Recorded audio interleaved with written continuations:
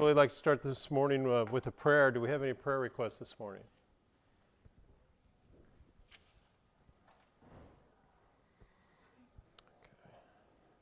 I guess just that our move goes good tomorrow. Aubrey talked to our,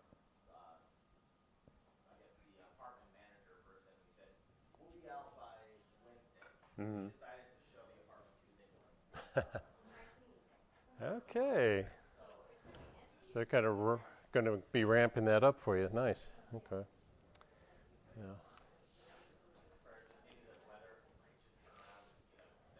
Yeah.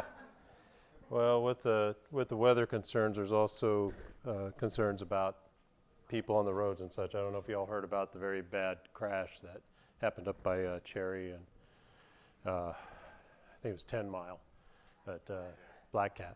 Okay. We'll remember those families. All right. Well, let's get to it then. Let's bow. Lord Father in heaven, we thank you so much for the day you blessed us with, Lord, and the time to come together. Lord, we just ask that with the snow that's come, that you would help everybody to have safe travels, be with families of those who are lost in the horrible accident the other night, and just help keep everybody safe on the roads. Lord, we ask that you be with Nathan and Aubrey as they've got a move coming up. And Lord, we know it's always a stressful time, and it seems that some circumstances are adding to that. So I just ask your blessings that would go smoothly. Lord, as we study your word, try to focus on parenting children, we ask that you would open our hearts and our minds. Help me to impart your word in an effective way. It's in Jesus' name we pray it, amen. Okay.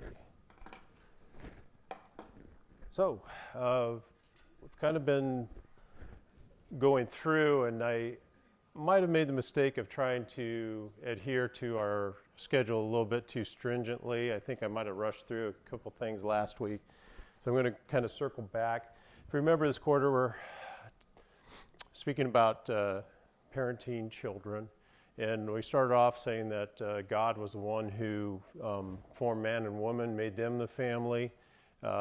When children come along, they're addition to that family, but they've been given the parental authority that we always want to look back to Scripture and see what we're told about that. Spoke about love being the foundation for all relationships, really, but the parent relationship with husband and spouse is very, very important to the relationship with the children, directly affects it, but also supersedes it in importance. Then we spoke about love being the foundation and love fostering trust, and we just got into this idea of building up our children's character. As we know, all families are a little bit different, and parenting styles are all going to be different too, but we're going to try to look at the characteristics that are common to all. So we started talking about this idea about character and how character is really the foundation of not only your family but even society.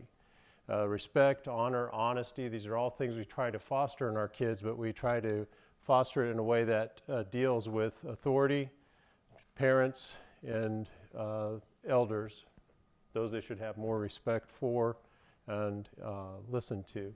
And we're right in the middle of that, I believe. Going back, some of the things I think I might have gotten a little bit too far out ahead of my skis on. Talking about the parental authority and it kind of being a balancing act. Two sides of it are going to be what we call totalitarianism, which we often think of more in means of government system than we do with parenting, but that also can be you. You can micromanage everything they do, you can make every decision for them, and it ends up being something that really hinders them as far as their process. And in fact, if you carry that on later into their life, they're going to rebel against that. It's just natural. The other side, or the other flip side, or other end of the spectrum, I guess you could say, is permissivism. Just leaving them to their own devices. And there are some people today that think that's a viable parenting style, and it's pretty scary. I sometimes call it houseplantism, because the idea is just, well, feed the kids and, clothe and feed them, leave them off to their own devices. My sister ran into a lady one time, and I don't know if it might have even been at church. It was kind of sad commentary, but they got into one of these discussions, and I think it all came back to just words and definitions and meanings, because she said something about training her child, and the lady had kind of an air of superiority, and she said, "We don't train our children, we raise our children. We train our dog." And my sister thought for a minute, she said, "Well, farmers raise corn and just throw water at it and, leave it to its own devices." So, are we talking semantics at that point? Maybe we are, but this idea of that, well, we're not going to tell our kids what to do is a pretty scary one.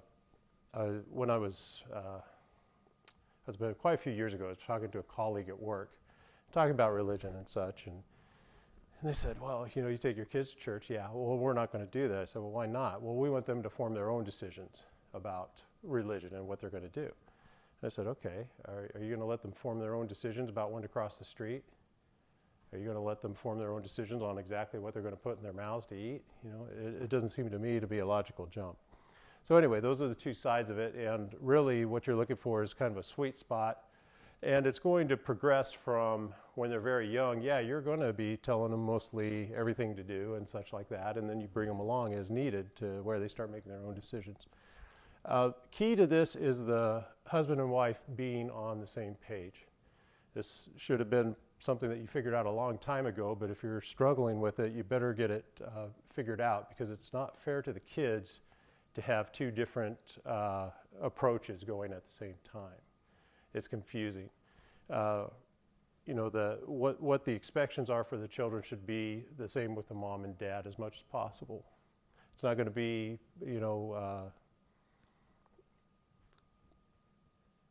directly the same, because there are differences in, personalities and such like that. But to be fair, you should be on the same page. It should be communicated. The style you're looking for is authoritative, having or marked by a proceeding from authority, or I think the second definition is better, possessing recognized or evident authority. I would put in there God-given authority. Okay.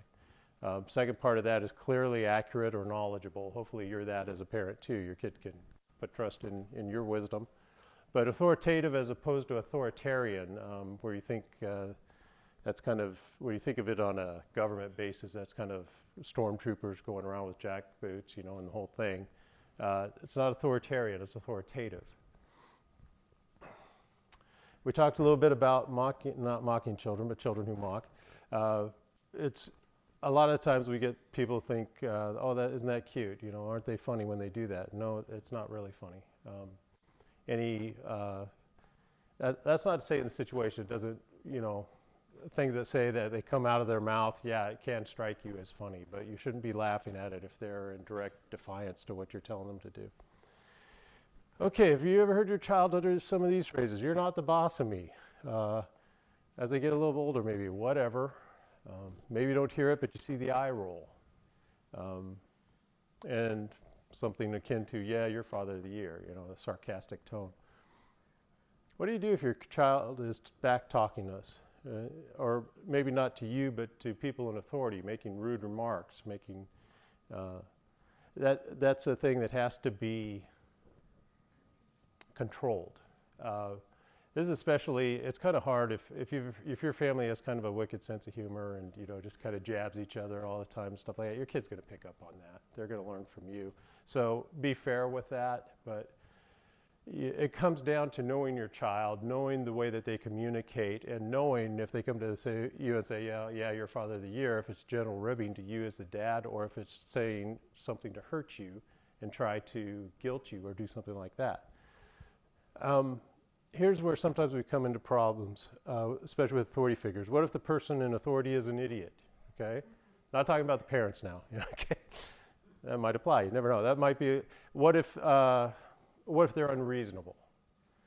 We've ran into this with our kids at school, and sometimes you just have a teacher that just seemed unreasonable with what they wanted. There's a fine line with that, because you want to teach your kid, well, you respect the teacher. I mean, that's biblical. We're told that we respect the people in authority. We're told that people who are set up to govern us are set up there by God.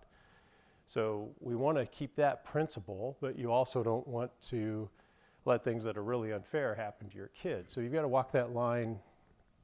It's narrow and it's a hard one to really gauge, but at least some of the time you should be teaching your kid, well, no, that's the teacher's classroom. It might not seem fair that you turned it in or left it at home and didn't get the homework turned in and didn't get any credit, but that's the way it is and you better learn the rules.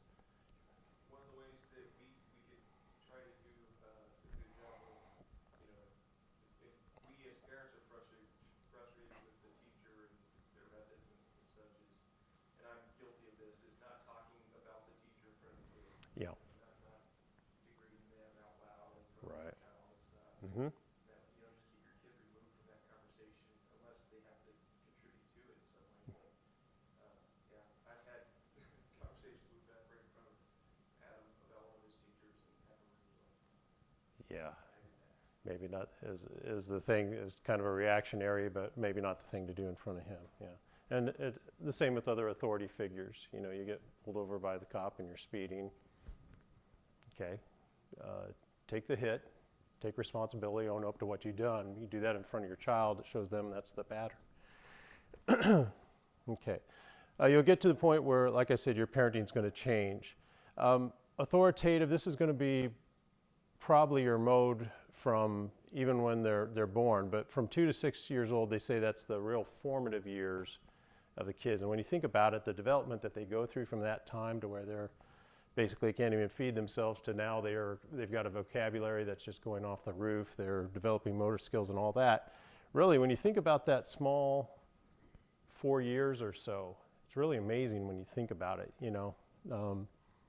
You compare that to any other kind of development, and that's probably the biggest change that you're going to see. It's the most formative time also. This is the time where you've got to teach the kid to respect you. Later on is the time to use motivations or redirection after a healthy respect has been formed, and after the kids start to fathom finer points, nuances with things. I've seen ladies in a grocery store. Well, Johnny, do you see anybody else acting like that, throwing a tantrum? You're embarrassing me, all this, you know, things like that. They're trying to appeal to the kid's sense of, oh, well, you're not acting as you should, and you should feel guilty about that. Kid doesn't have that guilt at that time. All kids know is that what I want to happen is not happening, therefore I'm going to make bad things happen until I get it. Kind of terrorists do the same thing. Okay. So you have to, at that point, okay, this is where you've got to be authoritative, show the kid that's not going to be tolerated. Now, later on, when they're past 6 years old and they're forming and we're getting all these higher thinking skills, that's the time to sit down and think about motivations, redirections. And that's not a hard and fast tool. I know redirection is a big thing with toddlers because, yeah, if you can get them not obsessed about this toy but that one, that's fine. But don't sit down and have a long philosophical discussion with a 2-year-old. There's a quote, and oddly enough, it came from a science fiction writer. I think it was Robert Heinlein. But he said, don't try to teach a pig to sing. He says, you waste your time and you annoy the pig. Okay? So I'm not saying your kids are pigs, but I'm saying that at that point, that's what happens. Kids have an attention span of like this. So if you're sitting there trying to go through this long discussion about what has just happened, all that, after about a minute, they're blanked out. They're on other things. So pick those times wisely, but just realize in the early part of their development is when you're really looking just for compliance. You know, we'll figure out other things later. I was listening to a psychiatrist talk about it, and he was saying that if you don't like a kid, which every parent says, oh, I love my kid, and the truth is, like, sometimes you don't like your kid. Mm-hmm. You just don't. And if you don't like your kid and you're their parent, imagine what strangers gives them. And like adults give kids a lot of leniency Mm-hmm. as a kid. Mm-hmm. But at the same time, like, especially in the formative years, he said, like, train your kid to be likable. Because when he gets into actual situations where he's around adults that aren't his parents, Mm-hmm. he's not likable. Like, and you're saying, well, you know, you can take it a lot easier on him if you're his parent, but other people won't. And so, you know, you're training that kid not just to be likable to you, but mostly to be likable to people who Yeah. never I see where you're going with that, and I think the things you want to teach them is courtesy, respect, and all of that, just so they function well in society. I'm having a little trouble thinking of likable as the word we're putting to the kid. But I see what you're saying. If the kid's going to be obnoxious to everybody and just rebellious, and yeah, you're right, other people aren't going to have a good relationship with him, and he's not going to learn how to act with other people.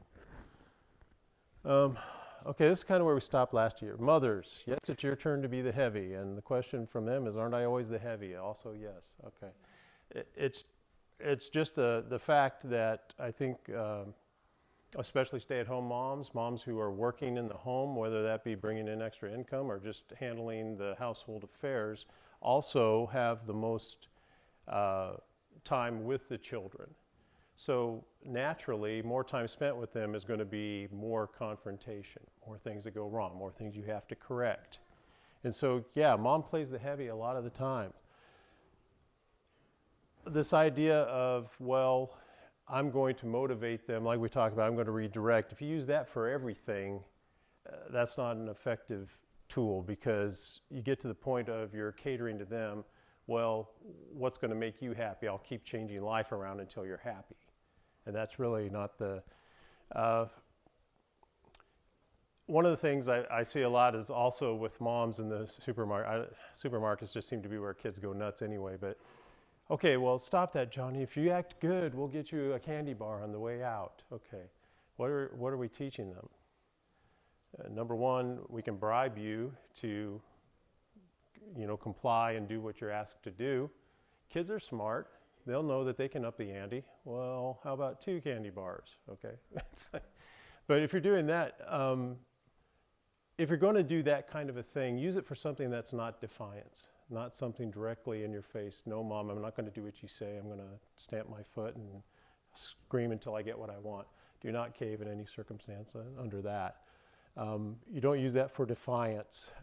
If you want to use, if every Tuesday the plan is we go out and we have ice cream or yogurt or whatever, and that's a set thing, and you want to use that, withholding that, that's one thing. But if saying to a kid, all the time, if you do well at this, we're going to go ahead and reward you. Well, not everything we do in life gets us ice cream, okay? Not everything that we do, our obligations are going to have that payoff. And if we're teaching our kids that that's it, they're going to get disappointed later in life. And also that fosters the idea of either that's not fair somehow, hey, you got 100 on your test, good job. Well, where's my candy bar? There's no candy bar. Rhonda, weren't you working with a kid at school who, yeah, and what was his deal? He wouldn't read for me unless I gave him a piece of candy. Okay, so obviously, what's he learning at home? That not only undermines your authority, it also teaches your kid to be very materialistic. So you got to be careful with that. So, moms, be careful with using that. Sometimes we hear from moms, I just can't control him or her. If we're talking about a 3-year-old, we've got a problem. You need to figure that out. Again, at this age, we're probably talking more corporal punishment than anything else. And you've got to learn to do that. If you turn that over to you just wait till your father gets home, that's a couple of things. You've shown that you're not going to stand behind what you say. Therefore, why should they listen to you until Dad gets home? 2, like I said, kids are kind of like goldfish. They don't remember what happened 10 minutes ago. All of a sudden, Dad gets home. All right, you're in for it now. What happened? Don't you remember when you did this? No, they might not really remember. So for moms, it's your God-given parental authority is yours to protect at that specific point in time. Dad can be brought in on it later, and should be, as support, but maybe not the primary action. That being said, Dad, you better step up. If you come home and you find out, I remember when I was a kid, when I got in the worst trouble, it wasn't so much the stupid things I did. Mom would get on to me for that, but if I disrespected, that's when Dad came home and I really got it, okay? You don't let her always be the heavy, okay? A lot of times you're removed from that situation. Make sure you're understanding exactly what happened, and just realize that you've got to come in and support her. Both spouses have to support each other in this. One can't go easy in one section because the kid will always play on that. Well, I know I can get this from Dad because he always caves on that. We'll go to him. Mom didn't want that to happen, but we asked Dad. You know, a pretty effective tool is when your kid comes to you and asks something and say, well, what would your mother say? Opposite, what would your dad say? Show a united front. That helps with the kid not playing you off of each other. But just realize that, you know, it's a team effort. Okay, there's a survey question that we had. Well, what do we do if our child is back talking to us? How to respond or not to respond to that? You know, these whatever, you're not the boss of me, those kind of things. And I think they tied it to, well, behavior that's not acceptable at home even though they're learning it elsewhere. Well, they must be picking this up at school, you know. They're trying these things that they never would have. You've got to be a reactionary, not reactionary, but well, you are, but you've got to push back against that. A pattern has been building for some time that needs to be stopped immediately if you let that go on. A strong, consistent pushback needs to be done so that's not tolerated. Be strong, view it as a marathon and not as a sprint. Okay, your kids will wear you down with behaviors and such. They've got nothing else in life to do but to figure out what they want in life, okay? While you're busy taking care of all of other life's problems, they're thinking of ways to do things. That makes them sound kind of diabolical. No, they're not diabolical. They just know what they want, and they've got the time and resources to put towards that effort, you know. So be consistent. Realize it's something that's going to take time. You'll have to be consistent. It's going to be something over the long run. Okay, back to the basics of character. We talked about for authority, meaning the government, policemen, all that, you know, teachers. Parents, you're the ones that are basically going to have to enforce and teach them authority from an early age. The elderly, those among us, they should be showing more respect to them, and we need to show them that. So trying to go through the other points here, we're talking about peers and siblings, property of others, and nature, and how we show respect and honor for that. Peers and siblings, it's a fun thing, because it's something that, you know, the kids are living with each other every day. They're going to get on each other's nerves. It's just natural. But work positively with your kids to help them develop relationships with friends and siblings. Teach them the right way to act. Teach them to be kind. Teach them to be respectful. Encourage them to be happy and help celebrate the good things in life that happen to brothers and sisters. They call it sibling rivalry for a reason. The natural thing of a child is when they see positive feedback for something that's going on, they will almost always want to act up and get in on it, okay? I remember a particular situation, the child will remain nameless, but we're teaching one to ride a bike, you know, and we're out there with the videos, you know. Back in our days, there were like these huge things you had on we're out there, you know, videoing, you know, oh yeah, ride the bike here, and all of a sudden you see in the frame at the bottom this little head popping up, look at me, look at me, look at me. So kids, they're going to vie for your attention, but you've got to teach them that, okay, that's fine. We try to divvy it up evenly, but right now, you know, things like awards at school, even something as simple as winning a board game. We'll talk about birthdays in a minute, but these ideas that, okay, this is your brother or your sister's time to shine. This is when we're recognizing them for what they've done in this particular moment. Celebrate that. Be happy for them. Learn not to be jealous. Learn to set your own feelings aside and be happy with them. Birthdays. I could go on and on. No. How many do the whole birthday thing with all the kids coming and all that good stuff? So it's a lot of fun. It can be a little bit hectic. The thing that I noticed with our kids a thing that started happening around the time my kids were coming up, our kids were coming home from these birthday parties. They come home with a gift. And I mean, it wasn't just a little bag. It was a gift. Where'd you get that toy? Oh, is that his birthday party? It's like, well, did you steal it from him? You know, no. They just handed him out. It's like, why are you getting a gift? It's his birthday. Let the birthday be for the one who has the birthday. No consolation prizes or gifts are necessary. But they feel left out. Well, yeah, and that's what they have to get over. That's what you're trying to train them out of. if you do this all the time, it robs the birthday of specialness. You know, it's one of those things, well, if everybody's special, nobody's special. That's my view on it. And it focuses the attention on gift getting rather than gift giving. Okay, so that's kind of my take on it. But you know, teach them it's all fair. In the end, their birthday is going to come around. Same thing with the awards at school, the things that they're interested in. Whether your kid's in drama, on the football team, whatever they're doing, get behind them, show them support, teach your kids to support their siblings. Oh, and going back to this gift giving and all that, you know, selfish behavior that we're striving to get our kids to get beyond is really kind of what I'm thinking with this whole birthday thing. So, peers, always fun, letting them figure out how to work things out with each other. Teaching kids to care for others is a greater act of godliness than just teaching them to control their hostility. Okay, that's a tough one. Because, yeah, at the beginning, you're going to teach them, no, you know, that's his toy. No, you don't hit because you want that toy, things like that. But we got to kind of go beyond that. There's, we were familiar with the golden rule. There's some things, the way that progressed. The iron rule was he who has the iron makes the rules. You know, that was basically in the evolution of how we relate to each other.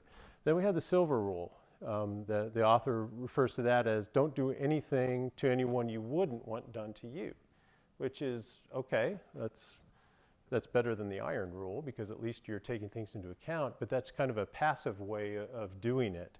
It's not proactive. It's just I'm not going to do anything horrible to somebody else because I wouldn't want them to do that to me. Well, what about being positive with it? That's where we get to the golden rule, do unto others as you would have them do unto you. And that's really what we're taught to hold that standard. So that's what we've got to teach our kids and bring them up in working things out with their peers. A socially hostile behavior, this kind of goes to what Nathan was saying. Socially hostile behavior will be brought under control. The question is, do you want to do it or do you want to have society do it for you? Okay. Attitude of a servant. This is kind of an interesting study that was, Macquarie University in Australia.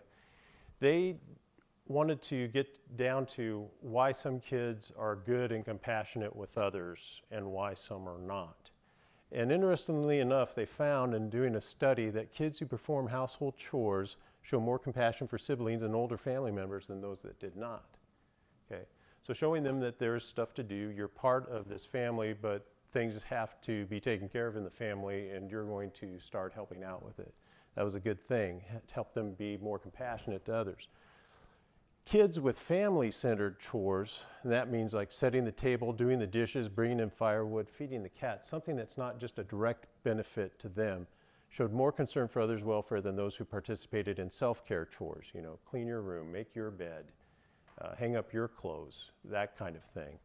It showed them that, no, we're not just taking care of ourselves as a family unit, we're taking care of everybody.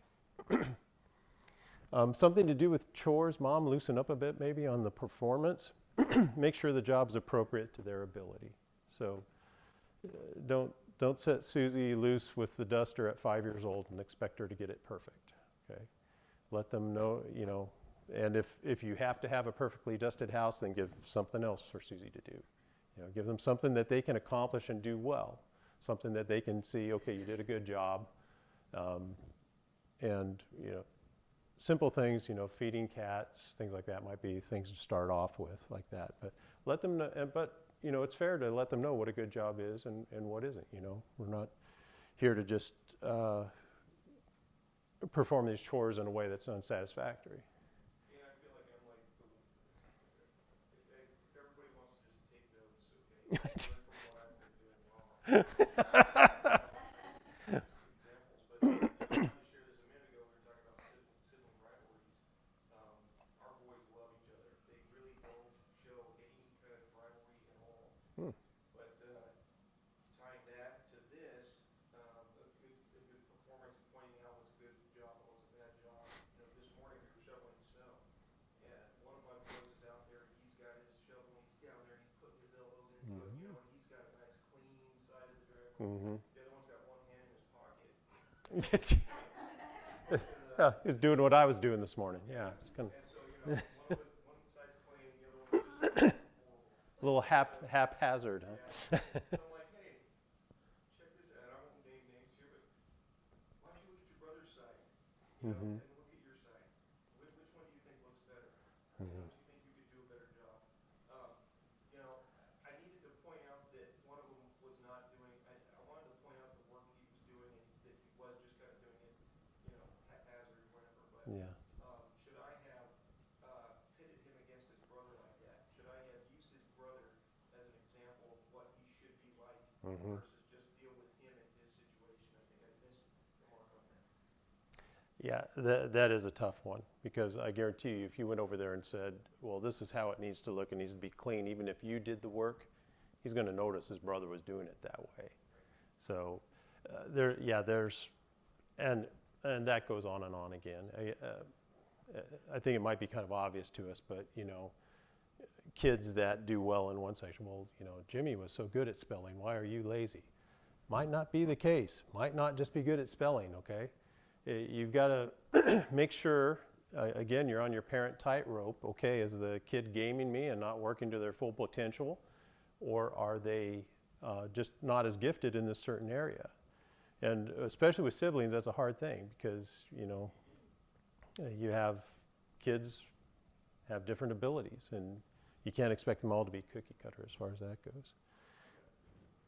I think part of it too, though, is you gotta, to Jeremy's point, I see his point, but on the other hand, if you talk about one kid compared to the other, it's not about one kid versus the other, it's about effort. That's True. the point. Yeah. It's not about whether their side looks better or not, it's the effort that they put into it. That's true. And there's also the part of somebody's pulling their weight, somebody isn't here. Who do you think that is? Yeah. So, yeah, you got to be careful with it. But It feels almost like the parable of the day laborers, oh, right? yeah. Come and work in my field for a day and I'll pay you a shekel. Mm-hmm. At the lunchtime, come and work in my field and I'll pay you a shekel. Yeah. At the evening, come and work in my field. Yeah. And just set the proper expectation without comparing your children to say, your brother didn't have to go the extra mile, Mm-hmm. could have relaxed and done a good job. Mm-hmm.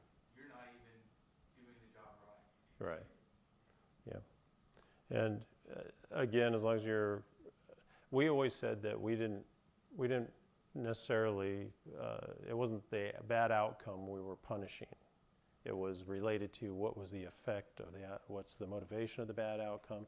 Is your effort there? If the effort's there, we're pretty lenient, and we'll try to help you get better at what you're doing. If you're not putting in the effort, then we're going to have a problem. All right. Yeah. If parents have OCD tendencies too, they got that last one loosen up a bit on performance. Yeah. You got to cut your kids some slack. You can't expect them to wash the windows and not leave dirty spots of the car Yeah. or whatever. At age appropriate. Yeah. Yeah. If you're It's hard for parents that yeah. have those tendencies. Yeah, don't rain down on them when they're 7. When they're 18, hey, maybe it's time to step up your game, that kind of thing. I'm just looking forward to someone helping me mow the lawn and shovel snow. I don't care how it's done, as long as it gets done. All right. Matthew 22. Going back to how our kids relate to others and why it's important, we have to teach them that the basis is in Scripture. Pharisees come to him, they're trying to catch Jesus again, as they usually do. Which is the greatest commandment of the law, he said to them. You shall love the Lord your God with all your heart, with all your soul, and all your mind. This is the great and first commandment. And the second is like it. You shall love your neighbor as yourself. On these 2 commandments depend all the law and the prophets. So Jesus is saying that's the foundation. You've got your relationship between God. You've got a relationship between your fellow man. So that's really what we're striving to teach our kids. Teaching them to love their neighbor as himself will go a long way in putting away the selfish nature, which is what we're really trying to correct and get rid of. Respect for property. This is something that, I thought that was great. Bible recognizes property rights from the time of Cain and Abel.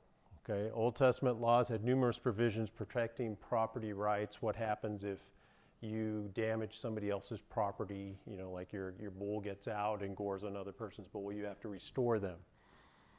Even the eighth commandment, thou shalt not steal, recognizes that's not your stuff, that's somebody else's stuff. This is from the author Ezo, I forget his first name, but he's talking about respect as property as a social need. Teaching respect for property begins at home and should be considered part of a social contract. When our children were very young, we took seriously the task of training them to respect the property of others. We started in our living room. As they became increasingly mobile, we set boundaries both for their welfare and for our peace of mind. Certain household items were off limits to their little hands: TV knobs, stereo buttons, knickknacks, and other things. We did not worry about bruising their psyche or stifling their creativity. To us, moral correctness was more important than a presumed psychological correctness. When visiting friends, we did not rearrange their living room, claiming that the items were too much of a temptation for our child. Our children did not explore bedrooms or open cabinets, the refrigerator, or dresser drawers. Okay. What he's saying when he talks about that being a social contract, this is the way it used to be. And I don't know where it changed, but it has. And it might be more of us kind of being more of a throwaway society. Maybe it's because we're more prosperous nation. But it used to be you'd go into somebody's home and the things, we didn't have as much stuff. Okay. So the stuff we did have is kind of important. Your kid goes through and breaks a vase, that's not easily replaced. But nowadays it's a little bit different because it's almost like we're living in a throwaway society. But to his point, he continues on here. And they did not climb on anyone's furniture, carry their cat, slinging it by the neck. They did not do those things because we had trained them not to. Our training was motivated by our ethical responsibility to teach to respect the property of others. We didn't child-proof our house, we house-proofed our children. Okay. This type of training was not a quirk of the Ezo family. It was generational response, a socially understood, accepted, and expected standard of training. Respect for property was a visible virtue of the American culture. Because young children are not morally mature, parents in the past would restrict any behavior that would be morally offensive. The rights of others not to have their property inappropriately touched by untrained children was more important than allowing a child's impulsive desire to touch to be satisfied. Their desire to touch would be satisfied at the right time under the appropriate conditions, but not at a neighbor's house. So this is something in teaching respect for others that is an important thing. The idea that, if something happens to you, damage somebody else's stuff, you've got to make that right. But this, I think a lot of people, especially in our society, would see this as overstep. And I don't think that it necessarily is. I think it should be something that we do need to teach our kids, respect for other people's property, just off the basis of that's not yours. Don't mess with that. Something really quick too. If Yeah. you do it when they're little, it's so much easier to take your children anywhere than to Yeah. the store. Yeah. As with about anything, if you teach them from very small, don't touch means don't touch, things go a lot smoother. But yeah. Running the same thing with dogs. We'll be walking in the park and Finn wants to just maul dogs. Oh yeah. Hug them and Uh-huh. teaching him that that's not our dog. Mm-hmm. That's not Zach and Meredith's dog. That's not Zach and Meredith's dog. Mm-hmm. You need to ask the owner if you can touch the dog. Yeah. Pet the dog. Yeah. And teaching them that there's a social contract you have to Mm-hmm. navigate before you get to say hi to the dog. Yeah, and if not just for social contract, but their own safety, I think too. Rhonda and then Nathan. I was just thinking back, one of our kids one time, car doors Oh. into What? another car. Yeah. And we had one kid dent someone's car. It would have been really easy for me just to, isn't he looking? Let's go, hurry, and let's get out of here. Mm-hmm. Instead, I made that child write a little note, left our phone number. The person called because it was a brand new car. We had to go get it fixed. Mm-hmm. My child went, talked, they were probably maybe 8 or 9 at the time. And they went, they helped us get it fixed. I did not go do it for them. They helped me get the person's car. And they're still paying it off, aren't they? No, they did do a lot of chores to help pay them. But they also, we had somebody help us with who to take it to. Mm-hmm. And they baked them a cake and wrote them a note saying how much they appreciated the help. Mm-hmm. So it was a huge learning lesson. Yeah. That would have I think the important thing that happened with that is they see the effort that it takes. A lot of times our kids think things happen magically. No, that doesn't happen magically. It takes effort. It takes either money, which we spend time to earn in order to do things, and something is given up because of that. There's some sacrifice we have to make on that. Nathan? I was just gonna say, where do you draw the line for parents who know when your kid, you tell them they have to ask to touch something, and then they do that thing where they touch it and then ask you as they're touching it? Can I touch Mm-hmm. this? Mm-hmm. Like, in that point, are you like, well, technically they did ask, but they did touch it the same, like, now, like, where do you go from there? And then the same thing with asking strangers if they can touch their dog or whatever. Sometimes he'll randomly go up to somebody like, can I touch your kid? And it's just like awkward at a store or something. You're like, he asked, but it's almost like, where do you draw the line where you're like, okay, in this store, do not ask anybody, do not touch anything. Mm-hmm. And basically, even if he asks as he's touching her, is that something where you're like, that's a training moment where it's like, oh, That is a training moment because he hasn't done what you prescribed. Can I touch? He's not waiting for permission. He's not sticking to what you have asked them to do. Is he doing what's right? Yes. It's almost like, but that's like a kid asking for forgiveness after the fact. Well, I'm sorry I blew you off and went to, Circle K without your permission, but I'm sorry about it. Well, sorry doesn't cut it. I do have a child that is a toucher, and touching was very just overwhelmed. She wanted to touch everything. Uh-huh. And Some one kids of are very the things tactile. I taught her that was so, if I was somewhere where there was a wall, I trained her to sit against a wall or by the counter. And I could just say, okay, you're gonna sit. And she'd sit, and that was a blessing for me. Yeah. Because good idea to do. Without It was going just crazy. good. Yeah, don't touch that. Don't touch it. And, Yeah. Michelle? I think there's a bigger point to it as well, because it's starting our kids from the beginning, expecting that the world doesn't conform to them, they Mm-hmm. conform to the world that's around them. Yes. And starting that idea at the beginning that, you have this need to touch everything, so we'll make it so you can, says to them that, well, my world around me conforms to what I do. Yes. I don't have to. Very good point.